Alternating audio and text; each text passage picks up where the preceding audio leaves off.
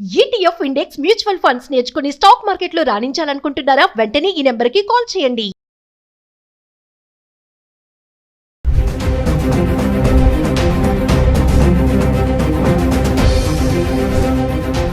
నమస్తే, welcome back to Suman TV. ప్రస్తుతం మనతో పాటు ఉన్నారు డిజిటల్ మార్కెటింగ్ ఏ ఎక్స్పర్ట్ నిఖిల్ గారు.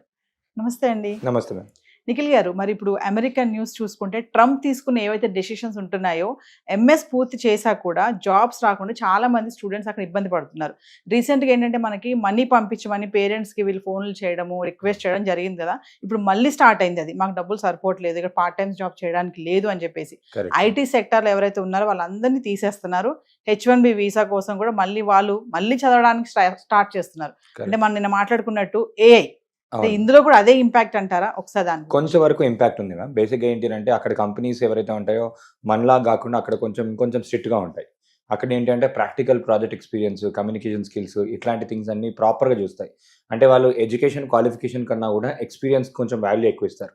అంటే ఎవరికైనా కూడా నేను చెప్పినట్టు ఆల్రెడీ ట్రైన్డ్ పీపుల్ ఎవరైతే ఉంటారో వాళ్ళని తీసుకోవాలని చెప్పి ఆలోచిస్తూ ఉంటారు. ఆ క్రమంలో చూసుకున్నట్టయితే యూఎస్ కంపెనీస్ దే ఆర్ స్పెసిఫిక్గా మన ఇండియాలో కన్నా యూఎస్లో ఉన్న కంపెనీస్ టెక్నాలజీ పైన చాలా ఇన్వెస్ట్ చేస్తున్నాయి. ఇప్పుడు ఎలాన్ మస్కే తీసుకోండి, ట్రంప్ తీసుకోండి, వాళ్ళు ఏఐ పైన మస్తు ఇన్వెస్ట్ చేసి చాలా ఇనిషియేటివ్స్ తీసుకొస్తున్నారు. దాంట్లో ఏంటంటే ఎంతవరకు వీలైతే అంతవరకు ఆటోమేట్ చేయాలని చూస్తున్నారు. అండ్ ట్రంప్ వచ్చినప్పుడు కూడా కొన్ని రీసెంట్గా చేంజెస్లో ఏం చేశారు అంటే కొన్ని రూల్స్ మార్చేశారు. ఏంటి అంటే ఇండియన్స్ అక్కడ డెలివరీ అయినా కూడా వాళ్ళ ఇండియన్ స్టేటస్ కాకుండా తీస్తారు.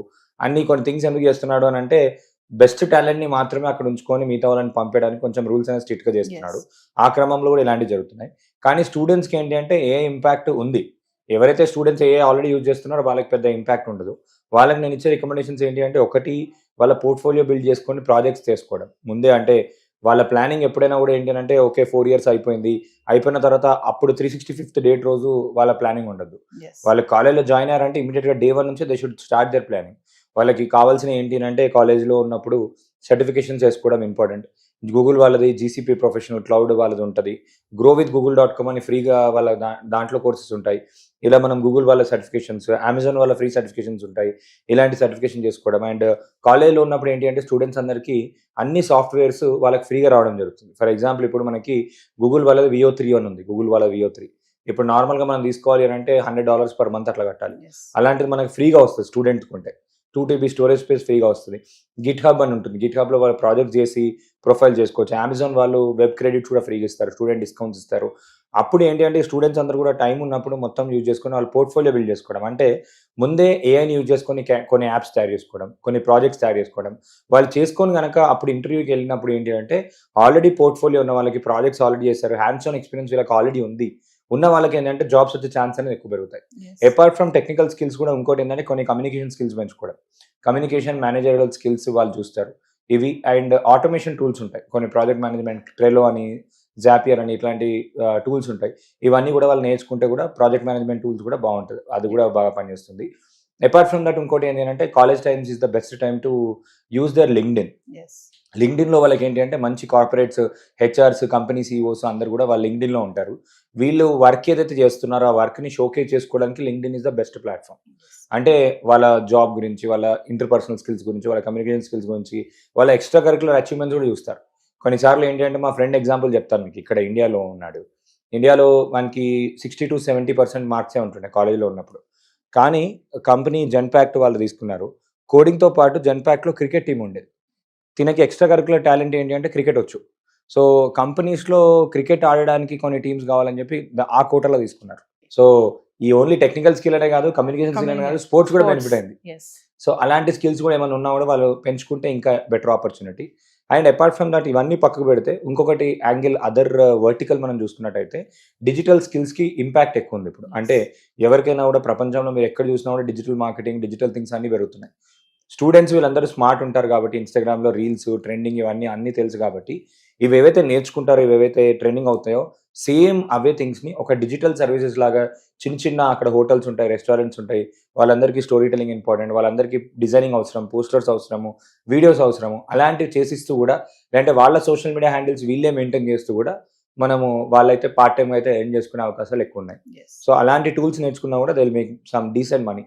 ఇలాంటివి చేయొచ్చు. రాదర్ అంటే మీరు చెప్పినట్టు మోస్ట్ ఆఫ్ దమ్ ఏంటి అని అంటే ఇంకో 2 years ఎక్స్ట్రా ఉండొచ్చు అనే స్టైల్లో వాళ్ళ పిహెచ్డికి PhD. డాక్టరేట్గా అప్లై చేసుకొని ఇంకా కంటిన్యూస్ చేస్తున్నారు. కానీ ఎప్పటికప్పుడు మార్కెట్ అనేది మారుతూ ఉంటుంది, ఎస్ ట్రెండ్స్ మారుతూ ఉంటుంది. సో అక్కడ లివింగ్ స్టైల్కి దీనికి అలవాటు అయిపోయి ఉంటారు కాబట్టి అలా చేస్తున్నారు. కానీ జనరల్గా ఏంటంటే టూల్స్ని వాళ్ళు రెగ్యులర్గా యూజ్ చేసుకొని వాళ్ళు అప్స్కిలింగ్ చేసుకుంటే మాత్రం ఈజీగా వాళ్ళు చేయగలుగుతారు. అంటే ట్రంప్ డెసిషన్స్ ఒక పక్కన అనుకుంటే ఇలా ఏఐ కూడా అప్డేట్ చేసుకోకపోవడం కూడా ఒక మిస్టేక్. Major mistake. ఎంఎస్ చేసాక కూడా Hmm. జాబ్స్ రావట్లేదు అంటే మీరు అన్నట్టుగానే అది చేస్తున్న క్రమంలోనే వేరే కోర్సెస్ కూడా వీళ్ళు వెళ్తే బాగుంటుంది. అంటే ప్రాక్టికల్ ఎక్స్పీరియన్స్ వాళ్ళు తెచ్చుకుంటే బాగుంటుంది. ఎస్ ఎక్కడైనా కూడా మేము ఎవరైనా కూడా హ్యాండ్స్ ఆన్ కంపెనీస్ ఏం ఆలోచిస్తాయంటే ఆల్రెడీ ఎక్స్పీరియన్స్ వాళ్ళు ఉన్నారు, వాళ్ళని తీసుకుంటాను అని చెప్పి ఆలోచిస్తారు.